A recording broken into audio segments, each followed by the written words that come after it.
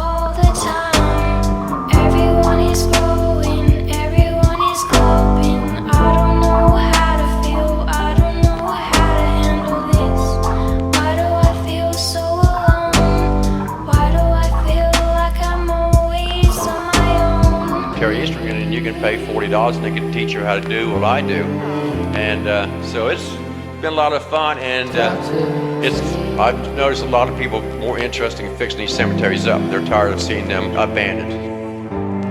Now let's go check out some of the other cemeteries in the area.